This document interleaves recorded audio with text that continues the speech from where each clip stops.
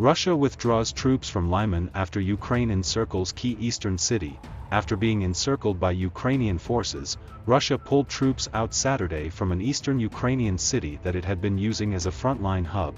It was the latest victory for the Ukrainian counteroffensive that has humiliated and angered the Kremlin. Russia's withdrawal from Lyman complicates its internationally vilified declaration just a day earlier that it had annexed 4 regions of Ukraine, an area that includes Lyman. Taking the city paves the way for Ukrainian troops to potentially push further into land that Moscow now illegally claims as its own. The fighting comes at a pivotal moment in Russian President Vladimir Putin's war. Facing Ukrainian gains on the battlefield, which he frames as a US-orchestrated effort to destroy Russia, Putin this week heightened threats of nuclear force and used his most aggressive, anti-Western rhetoric to date. Russia's defense ministry claimed to have inflicted damage on Ukrainian forces in battling to hold Lyman, but said outnumbered Russian troops were withdrawn to more favorable positions. Kiev's Air Force said it moved into Lyman, and the Ukrainian president's chief of staff posted photos of a Ukrainian flag being hoisted on the town's outskirts.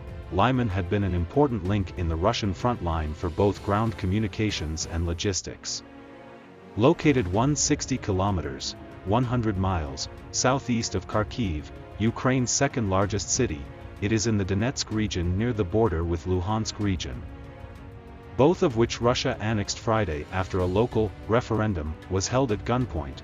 Ukrainian forces have retaken vast swaths of territory in a counteroffensive that started in September.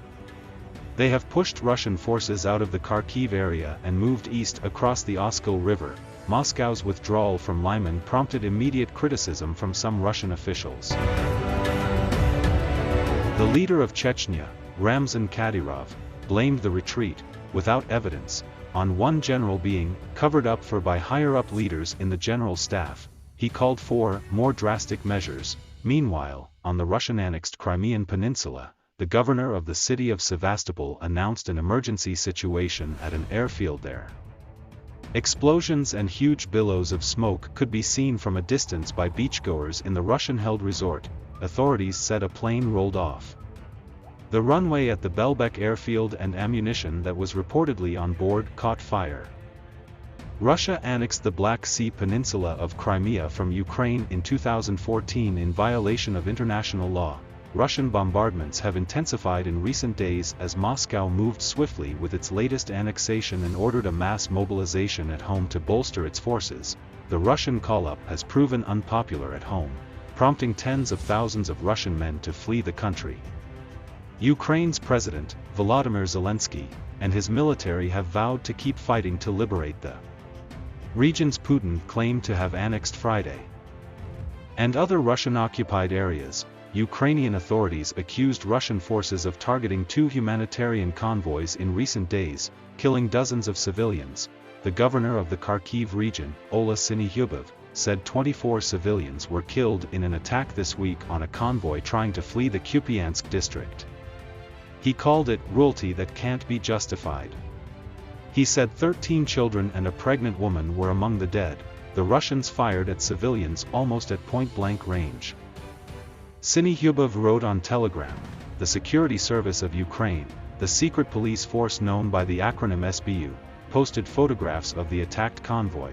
At least one truck appeared to have been blown up, with burned corpses in what remained of its truck bed. Another vehicle at the front of the convoy also had been ablaze. Bodies lay on the side of the road or still inside vehicles, which appeared pockmarked with bullet holes. Russia's defense ministry said its rockets destroyed Ukrainian military targets in the area but has not commented on accusations that it targeted fleeing civilians. Russian troops have retreated from much of the Kharkiv region, but they have continued to shell the area, and a Russian strike in the Zaporizhia region's capital killed 30 people and wounded 88, Ukrainian officials said. The British Defense Ministry said the Russians, almost certainly, struck a humanitarian convoy there with S-300 anti-aircraft missiles. Russian-installed officials in Zaporizhia blamed Ukrainian forces, but gave no evidence.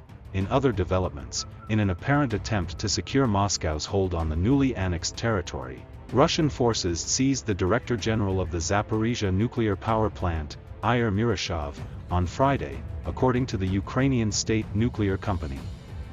Energoatom said Russian troops stopped Murashov's car, blindfolded him and took him to an undisclosed location. Russia did not publicly comment on the report. The International Atomic Energy Agency said Russia told it that the Director General of the Zaporizhzhia nuclear power plant was temporarily detained to answer questions. The Vienna-based IAEA said it has been actively seeking clarifications and hopes for a prompt and satisfactory resolution of this matter. The power plant repeatedly has been caught in the crossfire of the war. Ukrainian technicians continued running it after Russian troops seized the power station, and its last reactor was shut down in September as a precautionary measure amid ongoing shelling nearby. In other fighting reported Saturday, 4 people were killed by Russian shelling Friday in the Donetsk region, Governor Pavlo Kirilenko said. The Russian army struck the southern Ukrainian city of Mykolaiv twice overnight, once with drones and the second time with missiles, according to Regional Governor Vitaly Kim. After Friday's land grab, Russia now claims sovereignty over 15% of Ukraine, in what NATO Secretary-General Jens Stoltenberg called the largest attempted annexation of European territory by force since the Second World War. Zelensky on Friday formally applied for NATO membership, upping the pressure on Western allies to defend Ukraine. In Washington, President Joe Biden signed a bill Friday that provides another infusion, more than $12.3 billion, in military and economic aid linked to the war in Ukraine.